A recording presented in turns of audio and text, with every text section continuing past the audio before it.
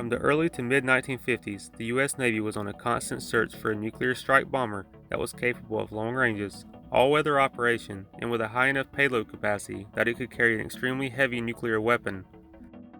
The Douglas A-3 Skywarrior fulfilled some of these roles, but it was never quite as sleek or as capable in the nuclear strike role as the Navy wanted it to be.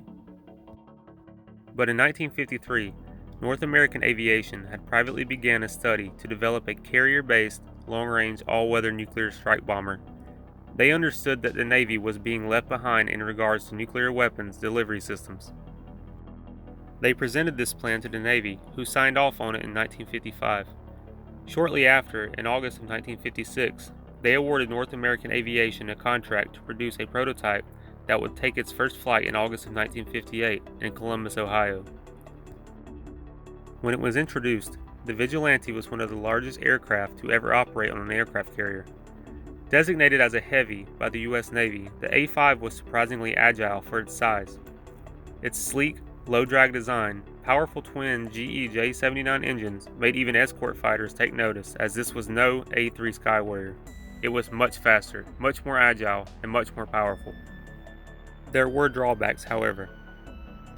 All of this high-speed aeronautical design work on the aircraft meant that it needed a high approach speed and a high angle of attack when landing, which resulted in lots of wear and tear on the landing gear and the aircraft restraint cables on the flight deck. The A-5 was a very complex aircraft for its time. It had one of the first fly-by-wire systems ever put into a plane, which featured mechanical backups in case of failure. It also featured a computerized navigation and attack system incorporating a heads-up display, a multi-mode radar system, and all of this was ran by an early digital computer known as Verdun. The bomb bay was one of the most unique features of the A-5. It utilized a system of loading known as storage train. 2 disposable fuel tanks and a single Mark 28 nuclear weapon would be loaded into the bomb bay from the rear of the aircraft in a linear fashion. Then a removable tail cone would be put back on to seal the bomb bay up. The 2 disposable fuel tanks would provide the bomber with enough fuel to reach the intended target at supersonic speeds. Then once over the target, an explosive charge would be used to fire the 2 fuel tanks and the nuclear weapon out of the rear of the jet like a bullet. This unique bomb delivery method allowed the A-5 to drop a nuclear weapon while cruising at over 1,300 miles per hour if needed. This design had its pitfalls, however. There were 3 occasions that the shock of the catapult launching the plane off the ship that caused the fuel tanks to fly backwards out of the aircraft on takeoff. 1 aircraft was reported lost due to this type of incident. The plane entered service in June of 1961, and the Navy designated the plane the A3J-1.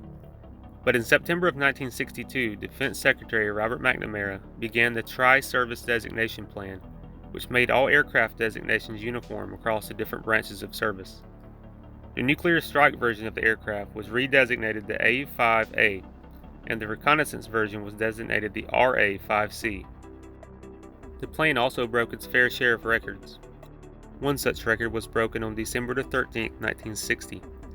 Navy Commander Leroy Heath established a world altitude record of 91,450 feet in an A-5 carrying a 1,000 kilogram payload, beating the previous record set by a B-29 by over 4 miles. He accomplished this by pushing the aircraft to Mach 2.1, then pulling up hard using the momentum of the plane to do the rest. They didn't stop climbing until the engines flamed out. Then the aircraft rolled onto his back and began to descend. The pilots already had performed a maneuver like this before, and simply released the controls, allowing the plane to regain stability as it entered into thicker air. This new record held for 13 years, until it was finally broken by a MiG-25. In the early 1960s, the A-5 was entering service. There was a major policy shift in the Navy. This affected many aircraft entering service that had originally been designed specifically for nuclear weapon delivery. The Navy had been developing ballistic missiles alongside its various aircraft projects, all with the end goal of nuclear weapon delivery.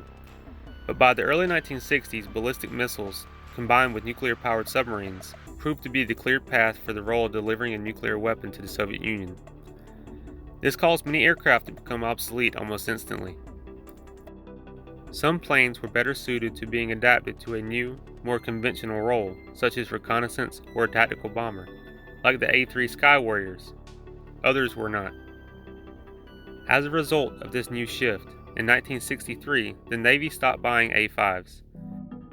They didn't need them anymore for nuclear weapon delivery, and its unconventional bomb bay meant that it wasn't well suited to being converted to a conventional bomber. Ironically, the A-3 Sky Warrior suddenly was brought back as a tactical bomber for the Navy. It was better suited for the role. But the Navy knew the A-5 was still valuable.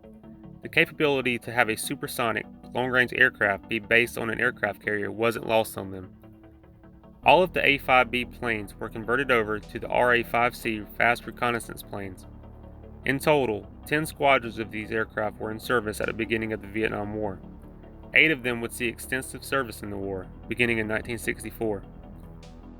They were used in hazardous, medium-level post-strike missions, sent in to inspect damage caused by the U.S. bombing missions and to update target information. The early service years for the plane were rough. There were many growing pains, especially with all the advanced systems the plane was equipped with. Most of these reliability issues were eventually worked out as maintenance personnel gained experience with these new systems. But the A-5 remained a high-maintenance aircraft throughout its service life. Even with its speed and maneuverability, 18 A-5s were lost in combat in Vietnam, 14 of them to anti-aircraft fire, 3 to surface-to-air missiles, and 1 to a MiG-21. 9 additional aircraft would be lost to operational accidents. Because of these losses, 36 more A-5s were ordered to be built from 1968 to 1970 as replacements. Although the plane served the Navy honorably, and its surprising usefulness as a low-altitude reconnaissance platform, it was a maintenance black hole and was expensive to repair. It was also deemed overly complex for a plane used primarily as a reconnaissance aircraft. Not to mention it was large and took up a lot of space on an aircraft carrier. Smaller, more versatile aircraft had been shown to be more than adequate to replace the A-5. Namely, the Vought F-8 Crusader, modified with cameras, was already serving the same role at much less cost. Towards the final days of the Vietnam War in 1974, the last of the A-5 squadrons were disbanded. The last A-5s completed their final deployment in 1979 on board the USS Ranger in the Western Pacific, and the aircraft completed its final flight on November 20, 1979 at Naval Air Station Key West. The A-3 Sky Warrior, however, was still in the air, long after the A-5 was being used as a museum display piece or rotting in a boneyard. The A-3 would carry on as a photo reconnaissance aircraft, an electronic warfare platform, area refueling tanker, and even a transport plane well into the 1990s. It just goes to show you, yes, you may be the fastest, you may be the sexiest, you may be the smartest, but are you useful? There are around 13 A-5 Vigilantes on display around the country, so if you need to see one in person, it's pretty doable. Hey guys, thanks for watching my videos. I really appreciate all the comments and likes I get.